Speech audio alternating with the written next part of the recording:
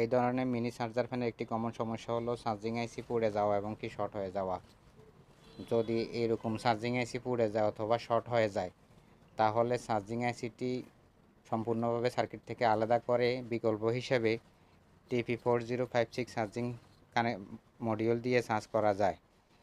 এক্ষেত্রে সার্কিটের যে অরিজিনাল যে চার্জিং পিনটি আছে ওইটি ব্যবহার করা যায়, তবে পিনটিকে সার্কিট থেকে সম্পূর্ণভাবে আলাদা করে দিতে হবে। দুই পাশে যে কানেকশানগুলো আছে পজিটিভ এবং নেগেটিভ টার্মিনাল দোনোটিকে সার্কিট থেকে সম্পূর্ণভাবে আলাদা করে কেটে দিতে হবে।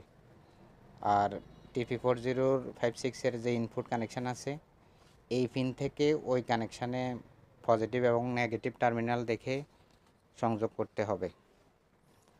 আর TP4056 যেই চার্জিং ব্যাটারির যে ব্যাটারি পজিটিভ এবং নেগেটিভ কানেকশান আছে ওইখান থেকে সংযোগ দিয়ে এই সার্কিটের ব্যাটারি এবং ব্যাটারি পজিটিভ এবং নেগেটিভ টার্মিনালের সংযোগটি কমন করে কানেকশান করতে হবে।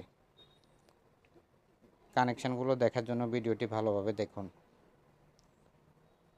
আর যদি ভিডিও দেখার পরও কোনো কিছু বুঝতে যদি অসুবিধা হয় তাহলে কমেন্টে জানান, আমি রিপ্লাই দিব। পুরো ভিডিওটি সম্পূর্ণ দেখুন।